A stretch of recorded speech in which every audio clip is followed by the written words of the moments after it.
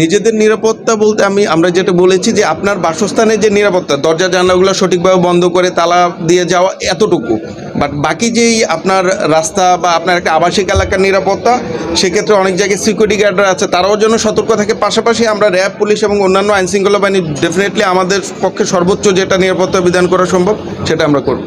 আর মাত্র 4 থেকে 5 দিন পরেই আসন্ন ঈদ উল ফিতর উদযাপিত হবে। তো এই ঈদের আনন্দ ভাগাভাগি করে নেওয়ার জন্য অলরেডি আমাদের শহরের অধিকাংশ মানুষ তাদের ঘরমুখ যাত্রা শুরু করেছে। তো তাদের এই যাত্রা যেন নিরাপদে এবং নির্বিঘ্নে ওনারা করতে পারেন, তার জন্য আমাদের র্যাব ফোর্সের সদর দপ্তরের নির্দেশনা মোতাবেক আমরা র্যাব 4 আমাদের দায়িত্বপূর্ণ এলাকায় নিরাপত্তা নিশ্চিন্তে 3 স্তরের নিরাপত্তা প্রদান করার পরিকল্পনা গ্রহণ করেছি। প্রথম স্তরে মূলত আমাদের যে সকল বাস স্ট্যান্ড অথবা জনবহুল যে সকল এলাকা আমাদের দায়িত্বপূর্ণ এলাকায় রয়েছে, যেমন মিরপুর, পল্লবী, গাবতলী, আশুলিয়া, বাইপাল, সাভার, এই সকল এলাকায় যাত্রীরা যেন নির্বিঘ্নে যাতায়াত করতে পারেন, তার জন্য আমাদের 24টি টহল রাউন্ড দ্য ক্লক টহল প্রদান করছে।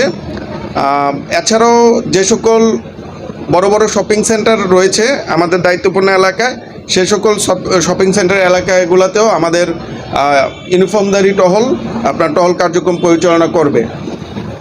দ্বিতীয় স্তরে আমাদের যে সকল জনবহুল এলাকা রয়েছে এবং বাস স্ট্যান্ড সহ যে সকল এলাকা হতে মূলত যাত্রীরা যাতায়াত করবেন, সে সকল এলাকায় যেন কোনো ধরনের অজ্ঞান পার্টি, মলম পার্টি, ছিনতাইকারী অথবা শপিং সেন্টার যে সকল এলাকা রয়েছে সেখানে যেন সাধারণ জনগণ কোনো ছিনতাইকারী পাল্লায় না পড়েন, তার জন্য আমাদের সাদা পোশাকে গোয়েন্দা নিয়োজিত রয়েছে এবং আমরা সার্বক্ষণিক সেটা নজরদারিতে রাখছি, যেন কোনো ধরনের অপ্রীতিকর অবস্থার সৃষ্টি হলে আমরা যেন তা টেক কেয়ার করতে পারি।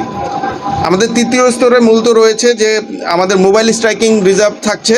যে কোনো জায়গায় যে কোনো ধরনের অনাকাঙ্ক্ষিত ঘটনা অথবা উদ্ভূত পরিস্থিতির সৃষ্টি হলে আমরা যেন তাৎক্ষণিকভাবে সেখানে উপস্থিত হয়ে আইনশৃঙ্খলা রক্ষা করতে পারি, সে কারণে আমাদের এই তৃতীয় স্তরের নিরাপত্তা আমরা মাথায় রেখেছি। তো এখন পর্যন্ত এই ঈদকে কেন্দ্র করে যে কোনো ধরনের অভিযোগ কিংবা যদি তথ্য থাকে, আপনারা অলরেডি দেখেছেন এখানেও একটি তথ্য এবং অভিযোগ কেন্দ্র রয়েছে, সেখানে যদি কোনো ধরনের তথ্য বা অভিযোগ থাকে আমরা আমাদের কন্ট্রোল রুম এখানে এস্টাবলিশ করা হয়েছে, সেখান থেকে আমরা আমাদের যেই আইনানুগ ব্যবস্থা নেওয়া দরকার সেটা আমরা আইনানুগ ব্যবস্থা নিব। তবে আমরা র্যাব আসন্ন ঈদকে কেন্দ্র করে ঈদের আগে এবং পরে সর্বদা মাঠে থাকছি আপনাদের নিরাপত্তা নিশ্চিন্তে। আমরা শুধু সাধারণ জনগণকে দুটি অনুরোধ করব। 1 নম্বর হচ্ছে আপনারা আপনাদের বাসস্থান ত্যাগ করার পূর্বে আপনাদের পক্ষে যে নিরাপত্তাটা নেওয়া সম্ভব সেটা আপনারা নিশ্চিত করে যাবেন। আর দ্বিতীয়ত, যাত্রাপথে আপনারা অপরিচিত কারো কাছ থেকে কোনো ধরনের খাদ্যদ্রব্য অথবা সখ্যতা গড়ে তুলবেন না, যার অ্যাডভান্টেজ নিয়ে সে আপনাকে বিপদে ফেলতে পারে। আমরা গত 2 মাসে আমাদের দায়িত্বপূর্ণ এলাকায় বিভিন্নকে গ্রেফতার করতে সক্ষম হয়েছি। এই ঈদ যেন সবাই আনন্দ নিয়ে উপভোগ করতে পারেন, তার জন্য র্যাব 4-এর পক্ষ থেকে আমাদের দায়িত্বপূর্ণ এলাকায় আমরা সর্বদা মাঠে থাকব এবং আমরা আশা রাখবো আপনারা সবাই একটি ভালো ঈদ উদযাপন করবেন। আমাদের পক্ষ থেকে আপনাদের সবাইকে ঈদ মোবারক। আপাতত যেই টহলগুলো আপনার মাঠে রয়েছে এগুলো মূলত শপিং সেন্টার এবং বাস স্ট্যান্ড কেন্দ্রিক। তো যখনই আমাদের ঢাকা শহর খালি হয়ে যাবে তখন আবাসিক এলাকা যেগুলো আছে তখন আমাদের টহল এবং গোয়েন্দা নজরদারিতে আমরা সেই সব এলাকায় বেশি নজর দিব আর কি। তো আমাদের প্ল্যান হচ্ছে তখন আমরা নিরাপত্তা নিশ্চিন্তে এভাবে কাজ করব।